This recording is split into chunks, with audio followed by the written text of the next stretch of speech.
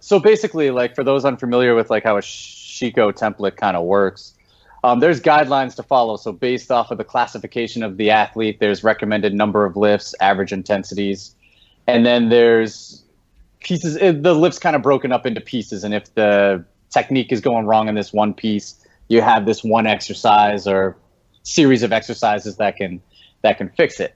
So I was following these to the T, like the number of lifts, the average intensities for each of the lifters. And what I was realizing was, one, in training, the lifts would look good at 70, 75, 80%.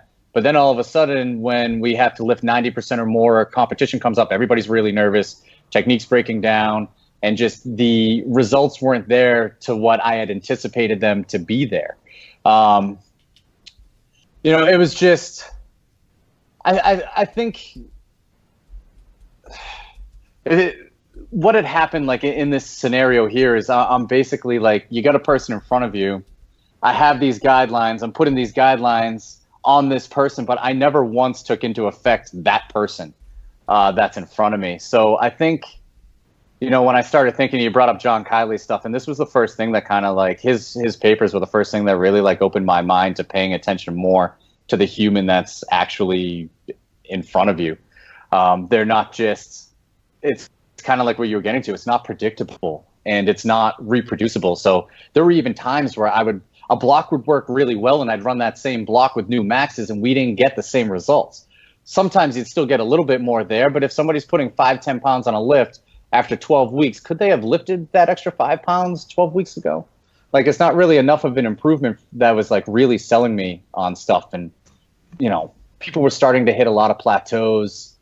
The technique, it just wasn't being fixed the same way. And I think what had happened, we'll talk about like Kiley's paper, is there's a sociocultural influence on all of this stuff. Like the Russians, when they go to schools as kids, and powerlifting is an actual subject in these schools. So they're raised with the belief that the Soviet system is the best way to do things. They're also groomed to believe that the coach in front of them knows what they're doing. So this cultural aspect of it, I think, ties into the success that Chico has with his programs and his athletes. And basically what I was learning was, I'm not Chico. My lifters aren't his lifters. And we were running into this like problem where just results were just stalling quite a bit until I started making a few changes. Jared and John, you start thinking about like some limitations or non-linear patterns that you see, but I can say personally, I have these conversations with the coaches at our gym, and my clinic is inside of a weightlifting gym, so we're mostly competitive weightlifters, snatch and clean and jerk. But these are the conversations that I have with the coaches. It's like these athletes who could be crushing it in blocks. Let's say they're 6 weeks out from a meet, and on paper they're supposed to be the most fatigued at this point. We're kind of in an intersect of like high volume. The weights are also getting heavier, so we expect them to be super fatigued, yet they're setting PRs now in the middle of a block. And okay, that's a head scratcher.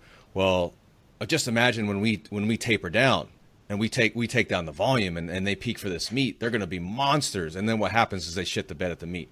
And we've seen it the exact opposite, and it's having trouble with this elaborate Excel sheet that we've got. And you've talked about this too, Kevin. I know, it's just like all of these arbitrary metrics that we can track. What do they actually mean? And can we actually take patterns from them? Or is it all just noise? And I think that goes into this constraints-led approach that's a little bit more, I'm going to have you talk about this, the difference between how you were doing things with this very linear approach, data-driven, versus now this constraints-led approach. Can you talk about what that means exactly and then how it's different? So I think the biggest difference between what I was doing before and what I'm doing now is what I was doing before is it was coach driven first, right? Like I had this optimal technique in my head of what is best for each lift, the squat, the bench, and the deadlift, regardless of the person. I had optimal volumes laid out for those same people. If you were a newer lifter, you get less lifts at a lower average intensity, and I would structure it in a way where I deemed where the high stress, medium stress, and low stress days came in. And I think a constraints-led approach is the exact opposite. It becomes learner first. So it's finding a way to kind of guide that process along as opposed to dictating that process, I think, in the simplest of terms. And basically, so what a constraints-led approach is there's constraints that as coaches we can alter, and there's some things that we can't alter, but they're things that affect performance. So there are three big ones. You actually have the athlete themselves. So in this case, the lifter. So their height, their weight, their mechanics, all of that stuff is important. Like that is part of them, and that's going to dictate some of the things that they do. But as Kylie mentioned in his article, emotions, beliefs, all of the cultural relationships that they have with the sport, all of those things go into the individual constraint as well.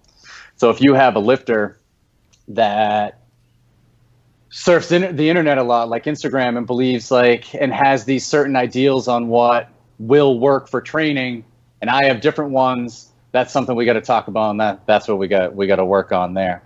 The second constraint is the environment. So there's not much of this that we can actually change. Like, I'm in Boston, we're in a warehouse gym. In the summer, it's hot as balls in here, and in the winter, it's really cold.